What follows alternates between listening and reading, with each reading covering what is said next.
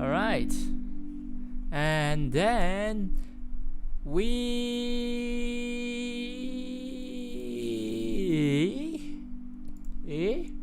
Alright. So we are live. Welcome everyone to another Fizz Flyrecracker stream. My name is Fizz Flyrecracker and welcome to yet another stream. And yes, I was supposed to stream, I think it's about yesterday, but yeah, I was caught up because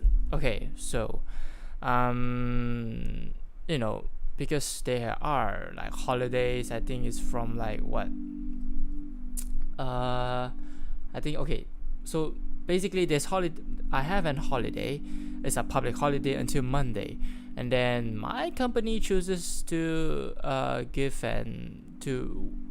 basically wanting us to force us to take our annual leave. So I don't want to go into that because essentially, if you ever worked before,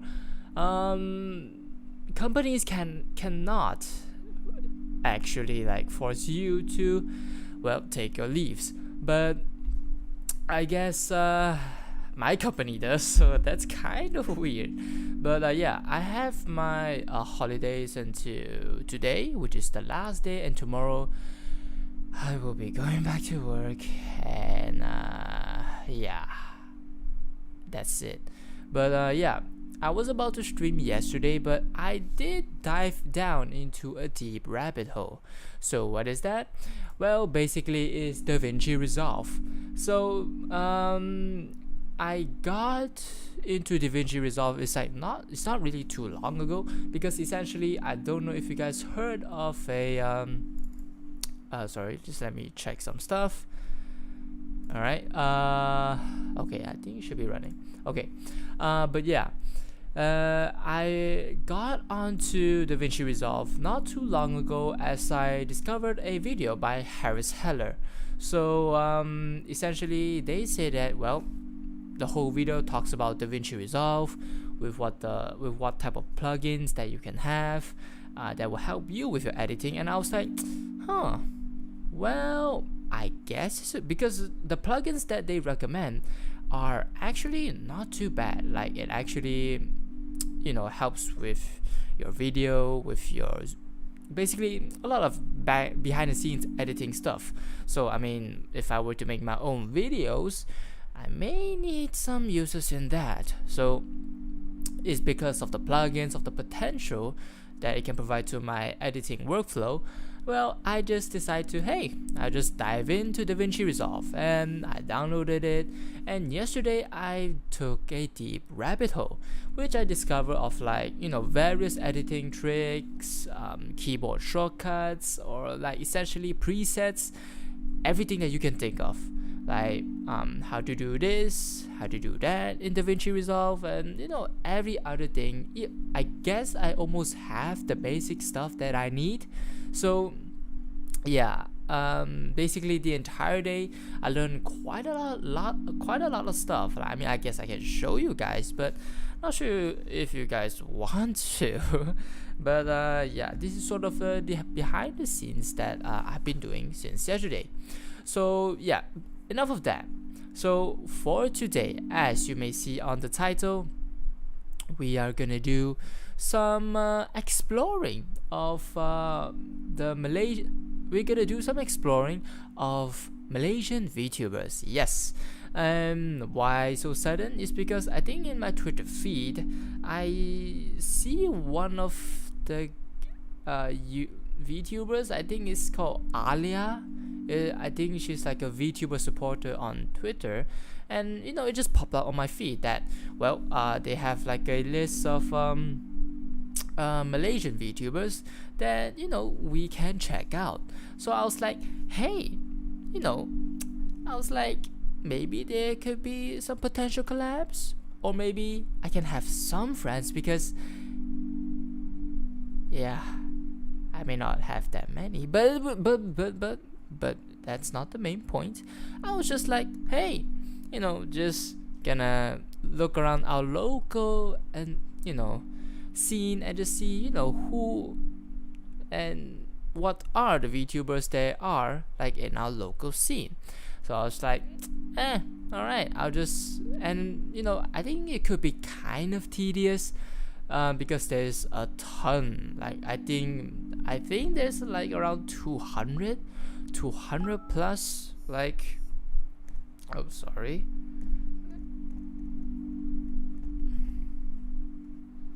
okay, yeah, so yeah, there's quite a lot. Like I think there's around like 200 plus VTubers in that list, so it can be kind of tedious, and I was like, hey, I have an idea, why not make it a stream?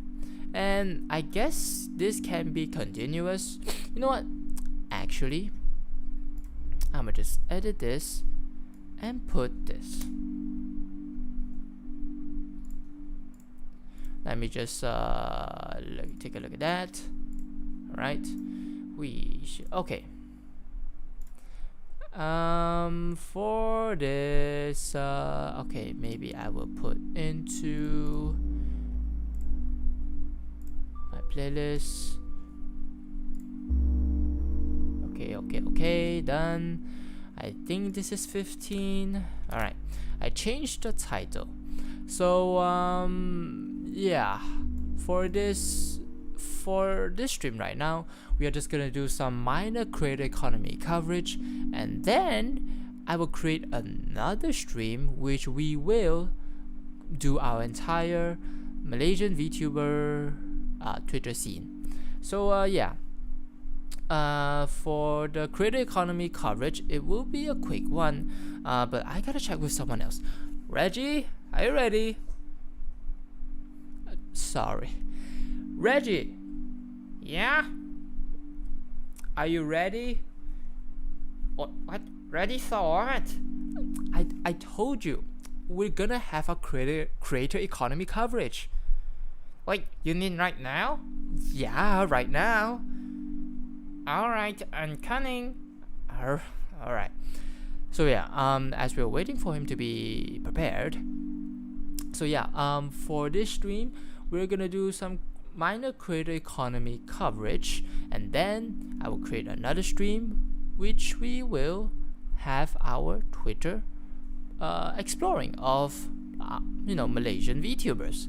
Alright, so yeah, before that, alright, let me just get Reggie in a while. Alright,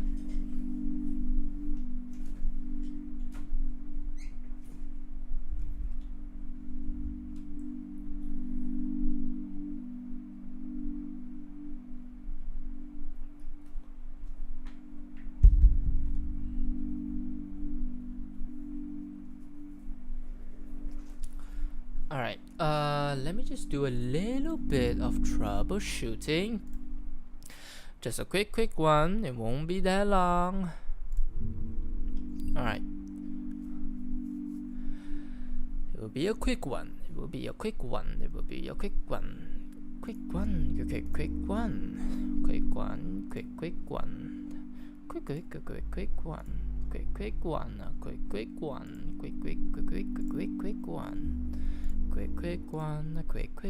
Oh, alright.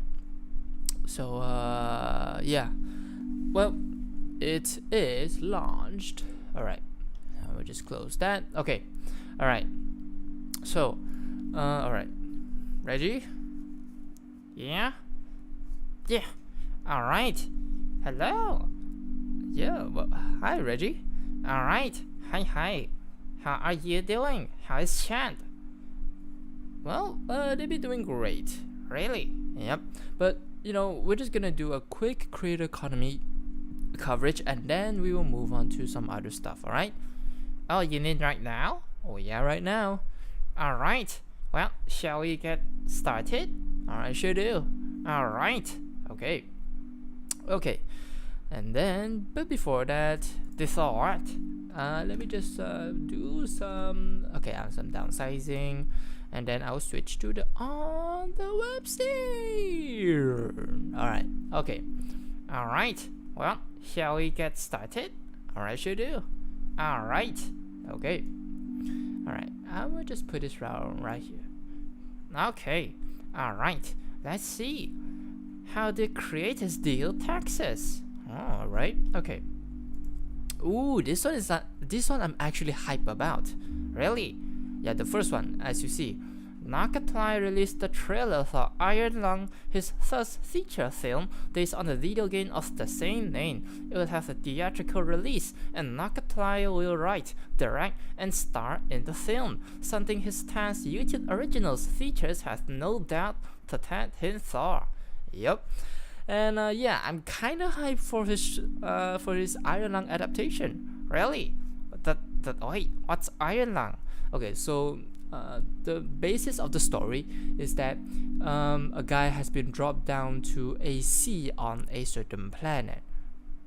You mean like randomly? Well, initially, okay, there is a lot of lore and a lot of like sort of it's not official lore, but you know, just people making theories about. But essentially, you are in a submarine. Okay, you're being dropped in a Red Sea. Or is it red? I don't know about that, but that's part of the, you know, theory wise. But yeah, you're being dropped down in the Red Sea, and then you will explore around the Red Sea, taking pictures of the deep dark sea. Huh. And then throughout the journey, you're gonna encounter some the best I can describe is unusual stuff. What? Yeah. But yeah, it is basically a horror theme story. God damn. Holy shit. I should really take a watch. Oh yeah, you should. I mean, I think anyone should. So I think one of the videos they've done, I think one of the creators I watch is Pyrocynical. Oh, you mean the furry guy? Yeah. Oh, so wait, he has an Iron Lung film? Not like film, but he did do a gameplay. I see. Alright, maybe I'll take a look. Alright. Okay, but anyways, let's move on to the main coverage. The effect of tax day on creators. Alright. Well, do you need to do taxes, sis? I don't really think so, because I mean, come on, you have to be monetized if you want to do taxes. Oh yeah, I forgot. Not even monetized, alright? I only have like what, 2 subscribers? That hey, in the future maybe you'll need it. Maybe, but you know what, let's take a look, alright? Alright. Okay. So, as the creator economy grows, creators of all sizes are facing more robust tax bills, and in the week following tax day, creators shared the ins and outs of operating their channels as thriving businesses that have to navigate an often complicated tax season. Alright, roll Rondin, double down on Patreon. The video essay creator announced in a Patreon exclusive post that she got destroyed on her taxes and would be paying them off in the following months. She asked her audience what additional benefits or content they'll like in the new Patreon levels that'll come with a higher price tag. Okay, so I guess she needs to do some extra content and charge more, basically. You need to pay off her taxes? I guess so. And okay, Connor Seadog VA, Colloquial, enlisted his parents' help. Oh, wait, you mean Connor Seadog VA? Oh, yeah, I didn't know this, but okay. The voice actor and creator, who lives and works in Tokyo, flew his parents out on business class to visit him. In order to classify the purchase as a business expense, he asked his parents to film their travels, and they did. And Colloquial reviewed their vlogs on his Clips channel. Oh wow! Hey, I didn't know this. It's something interesting. I mean, okay, wow. I didn't know this. Okay, let me just adjust the volume. Japan has long had an obsession. Oh my god! I'll give you a little story. God damn, that's loud. Sorry about that. But yeah, I didn't know, like, where did they get this information? I mean, did they stick out to him? I'm not too sure about that. I mean, I guess we will have to look through the video. Alright. Well, I mean, I guess we should see then later, right? Yeah, but yeah, I guess in this sense, it is an interesting way to do some tax write-off stuff. Yeah. That anyways, part-time creators navigated a minefield of side income.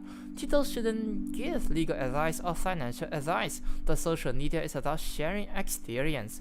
Laura Caloza Terrace, a freelance social media strategist and TikTok creator, told the New York Times. To educate peers in similar situations, Caloza Terrace has posted on TikTok about how she tracked and reported her side income of roughly $25,000.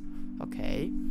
So, the IRS maintains a gig economy tax center, and companies like TurboTax have begun offering TikTok-style video tutorials aimed at creators. Oh, alright. In this case, is it useful for you? Oh, for me? Yeah. You don't live in America, right? So you do have to consult your, local tax guy, right? Yeah, YouTube, I'm not too sure. Maybe I can consult like someone that is familiar with the US stuff, because YouTube is a US company. So I guess for those, come on, even CWA who lives in Japan, right? So like if he has to like do his taxes and stuff, he would have to find a Japanese guy, right? And I don't think that would make sense. If you did say that, YouTube is a US company, so I guess for those that familiar themselves with like US laws or like legal stuff or a lawyer, I guess they can help anyone across countries, right? Yeah, I guess so. Alright. Well, you can take a look later, right? Yeah, sure do. Alright. Okay. My Reality launches a creator collective. Alright. Do you want to go through this? Not too... I don't think so. Alright. Okay, Do Perfect became pro pickleball owners. Wait, what's pickleball? I don't know about that either, so I'm gonna just skip this. Alright. Okay, on to creator news. Do you want to work with a creator? Well, you have to pay attention to this section, alright? Patty Galloway is looking for an executive assistant to help with scheduling and task management. Creator Now is hiring for a handful of roles, including software engineers and head of product. And Ali Abdal is looking for freelance short editors. Are you up to the task? Well, you gotta head out to Publish Threads and to find out. Alright. Hey, that's a nice, potential YouTube shorts, right? Yeah, potentially. I guess so. Alright. Well, shall we move on? Alright, sure do. Alright. Okay. Anti-trustworthy, Ludwig calls out creator plagiarism. Oh, I did see that video. Really? Oh yeah. Basically, it's about Brent Rivera. Who is that? Okay, I'm not sure what type of content that you consume or like anyone that's consuming, but I guess his content more caters to, well, around maybe teenagers or even children in a sense. Really? Yeah, because most of his videos is like, prank videos or like something involving girls, and also the typical like puberty stuff, right? I can't say like puberty stuff, but I guess yeah, for those essentially children's content. All right, if you want me to put it bluntly. I see. That what about creator plagiarism and what's it with like Brent Rivera? Okay, so I think people in the past like has called him out, saying that hey, you copied my video ideas or even my thumbnails or even the things that I say exactly. Wait, you mean for word for word? Yeah. Really? Like you just copied that? Well, they did do like two comparisons side by side, and it's literally like word by word. It's just the videos are, well, filmed differently. Seriously, like, does he have any like creativeness to like at least transform the content? Well, that is why Ludwig is calling him out. Oh, I see. Well, I mean, there is a lot of topics surrounding this. I mean, with Colin and Samir, the creator of this newsletter, even have a video on it as well that discusses like what is, creator plagiarism and what counts as plagiarism or like transformative content, because those two can form like a really gray area. Alright. Well, I mean, it is a gray area, so I guess it's up to everyone's interpretation, right? Yeah, there's no really a black and white situation in this case. But yeah, creator plagiarism is something really, it's like in the small side of the corner that no one really pays attention of, but if you point it out, it does happen. It's kind of obvious. I see. Alright, well, on to the next one. Alright. Taylor Lorenz explains Gen Z's online pivot from sarcasm to sincerity. Okay. And Danny Gervitz makes a cinematic golf short, and how two creators made a viral "If I Were a Fish" TikTok song. Huh. That's interesting. Alright. And Hank Green shares his perspective on Montana's TikTok ban as a state resident. Ooh. Wait, you mean they officially banned TikTok in the state? Yeah, seems like it. God damn, how would they do it? I mean, since they do follow the state rules, like, I really don't know how. Like, wait, is America like banning the whole ad altogether? No, I don't think so, because I think it's not they haven't really fully decided yet. They did have the court hearing with Shou Ziqiu, the TikTok CEO, yeah. But yeah, I haven't heard of an official like passing of a law or something. But yeah, I don't think so. I see. That Montana seems to be banning it, right? Yeah. Well, just good luck on those small businesses and creators in there. But I really don't know how would they restrict it. I mean, could they just use a VPN? I mean, that's one way. But who knows? Okay, we're not too sure. Maybe we can watch Hank Green's video on that. Yeah, sure deal. Alright. And Home Creators, the Sorry Girls interview First Lady Dr. Jill Biden. Oh, who's that? I don't know either. But anyways, that is all from our Published Press newsletter. Alright, and let's move on to the next one. Alright, let's move on. Alright. Okay. Copyright and fair use. Alright, let's see. Okay. Do you want to just go to the main point? Alright, I mean, we can start here. Alright, the US Copyright Office explains copyright is a type of intellectual property that protects original works of authorship as soon as an author fixes the work in a tangible form of expression. In copyright law, there are a lot of different types of works, including paintings, photographs, illustrations, musical compositions, sound recordings, computer programs, books, poems, blog posts, movies, architectural works, plays, and so much more. Holy shit. Oh yeah. So, caveat. When you produce original content from a third party, secure the permission first. Alright. The cost would be high, okay? Civil copyright infringement fines range from $750 to $30K US dollars per work. Damn, okay. As the University of Arkansas explains. Okay.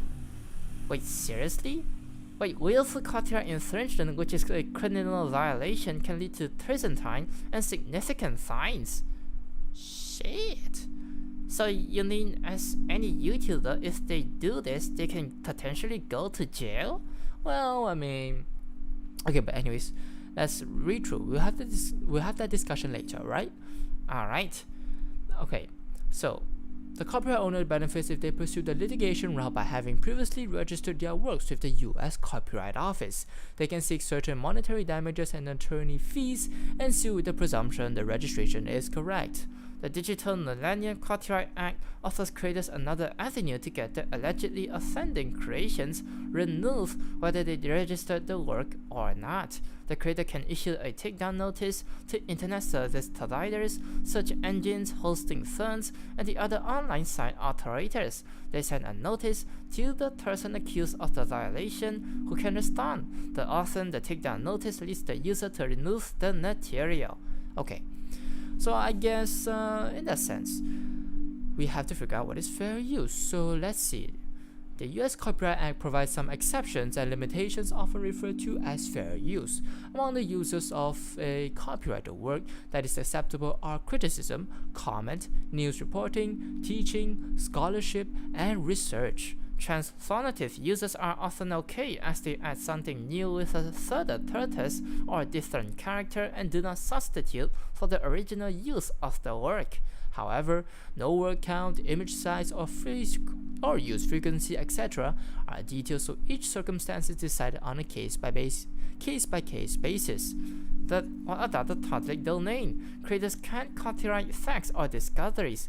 All of that is in the public domain and usable without permission. When a copyright expires, the work enters the public domain, but that takes a long time. For works created after 1977, it's the creator's life plus 70 years. If the creator is anonymous, it's 95 years from publication or 120 years from creation, whichever is shorter. Okay, so I guess in this case, to be honest, we wouldn't really have to worry about. Really? Why? I mean, it can potentially send you fines and you could potentially go to jail. Okay, so yes, you may have potential punishments, but all of this discussion, like every one of this, is that it can be rebutted with one thing, which is, are they actually gonna pursue, are they actually gonna find YouTubers in a sense for this?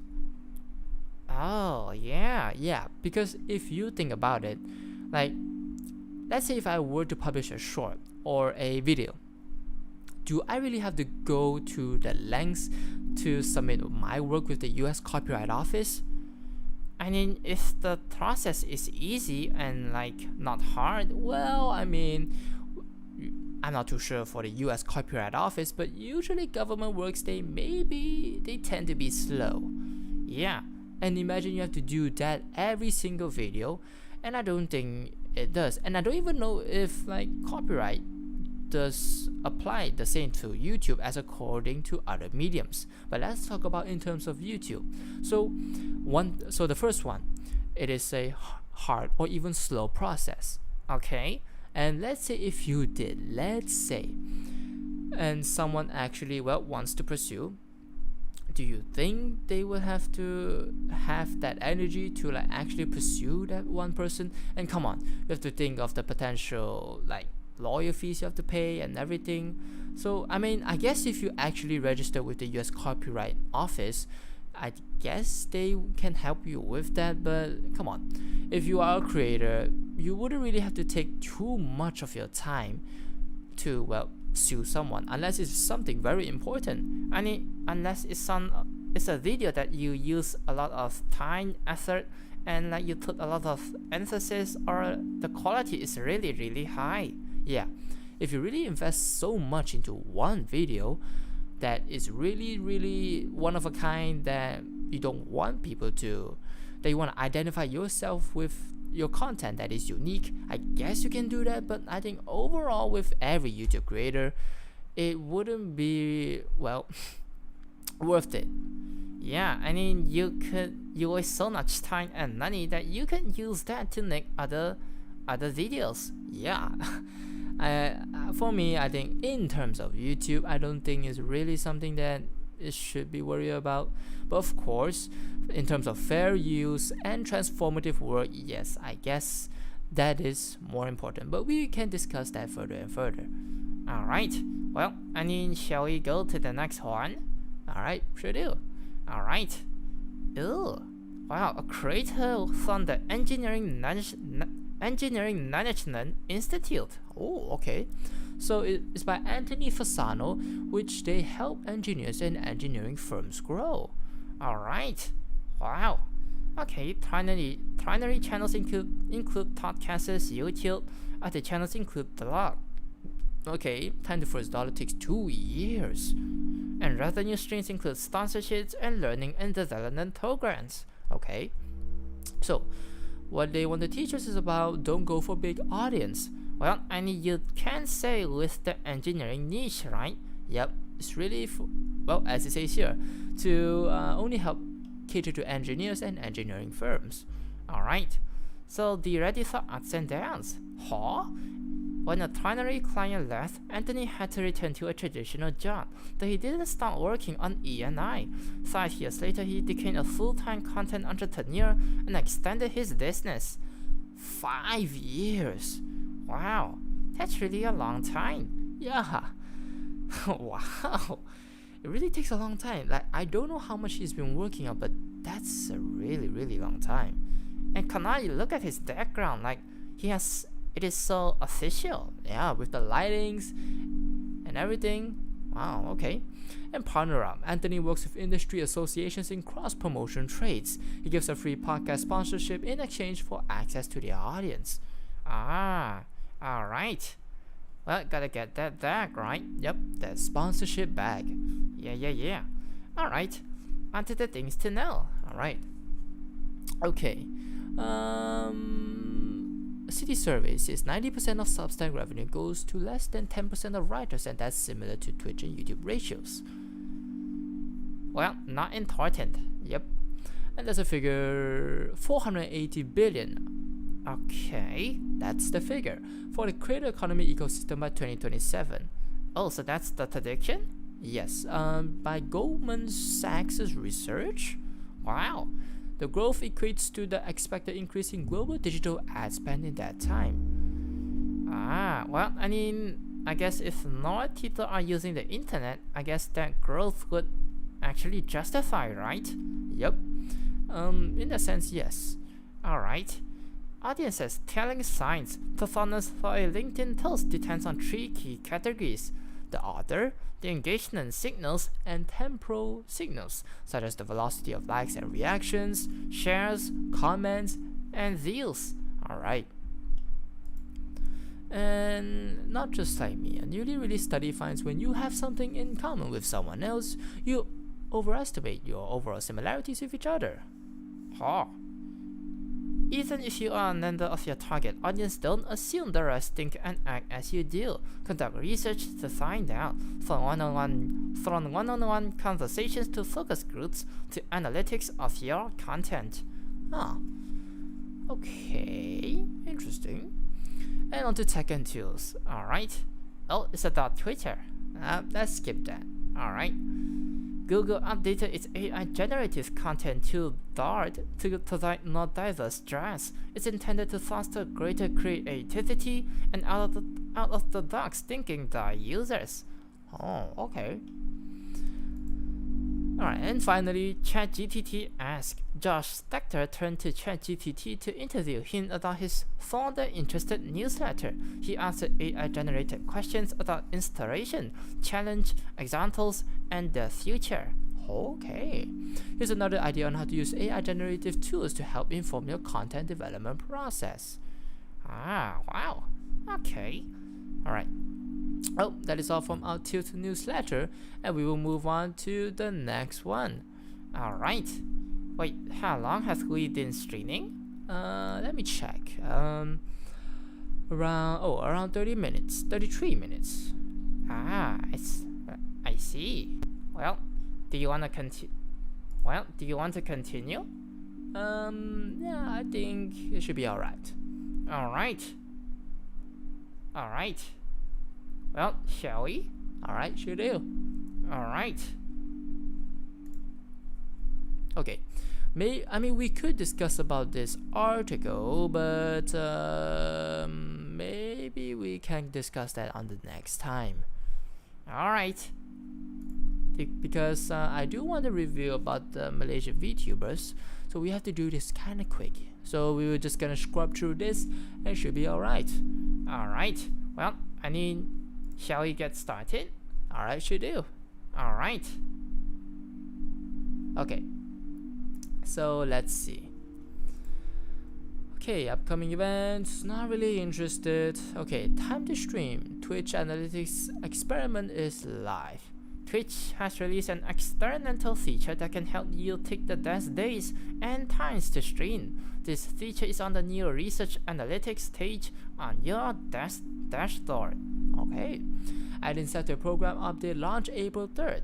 Earlier this month, Twitch launched an update to the ads incentive program. You can check out all of the details on how to get started with the program yourself here. Okay. A new OBS plugin, scene as transition. Oh, let's see. A new OBS plugin dropped earlier this month, which can turn any scene into a transition. Wow. You can get this plugin here. How does that work? Well, we can take a look. Alright, until opportunities. Improve your thumbnail game with the thumbnailtest.com. Oh, it's a sponsor. Alright, we may just skip that. Alright, streamer spotlight. Ooh, amateur archaeologist. Oh, okay. Mallory Annie is a variety streamer with a focus on Stardew Valley, who is also an archaeologist in real life. What? Wait, you know she actually works as an archaeologist? Oh wow! God damn, that's a niche. That's a one-of-a-kind occupation. Oh, yeah.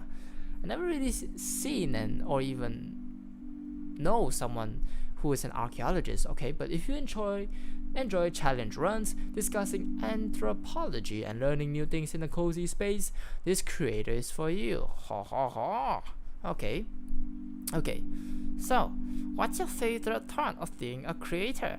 Creating content the past few years has helped me to tie in the work that I am already doing and want to do with other elements of my life I'm passionate about, including gaming, content, etc. It has allowed me to connect with a global audience and share what I love, as well as teach people about the things I'm passionate about. I've also found an incredible community I get to spend many of my days with that I care about so deeply. So, what has been the most memorable, impactful experience being a creator so far? Well, as with any other streamer that you may know, is getting to connect with and meet other creators has been invaluable to me.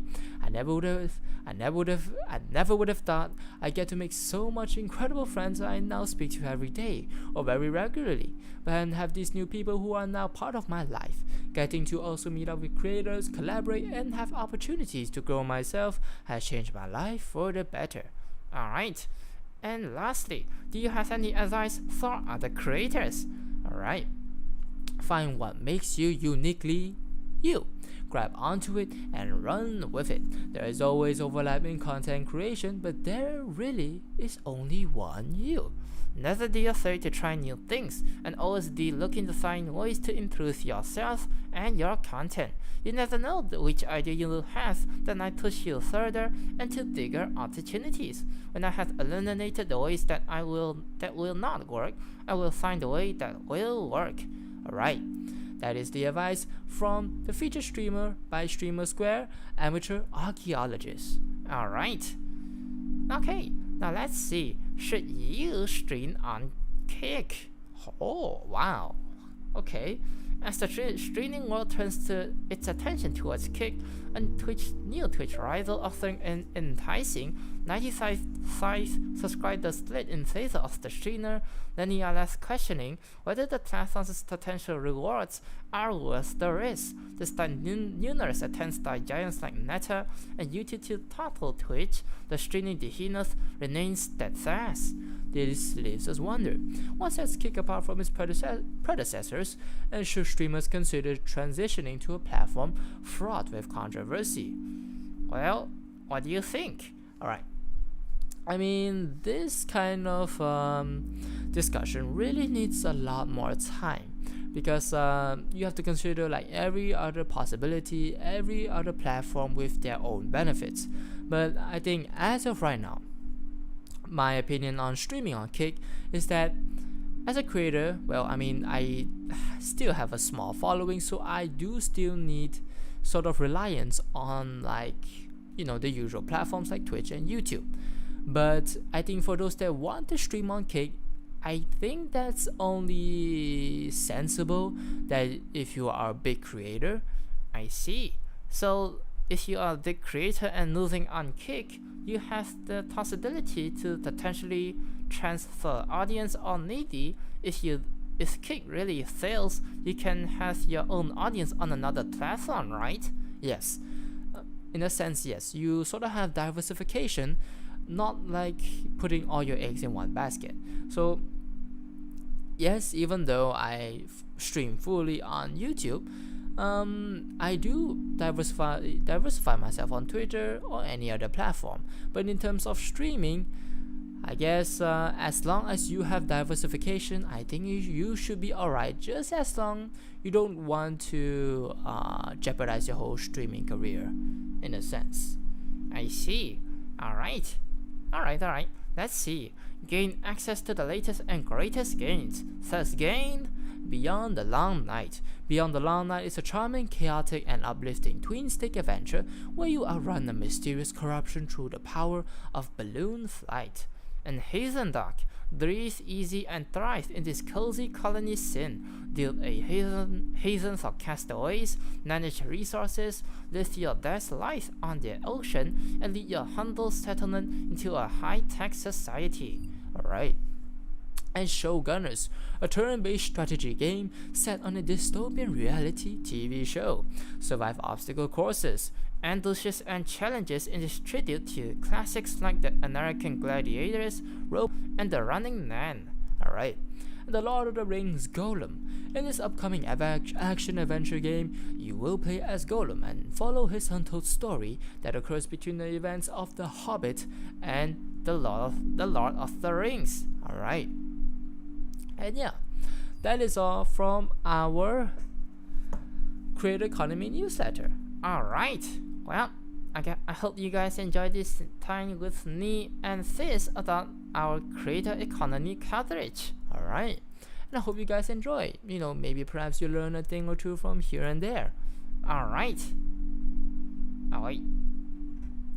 Oh shit. Is your Wi-Fi doing that? I didn't know this. Huh. Shit. Mamma mia, mamma mia, mamma mia. Alright, okay, before this, let me just switch on over there. And we'll take a look. Oh, don't worry, we're back. We're back? Seems like it. Alright. Okay. Okay.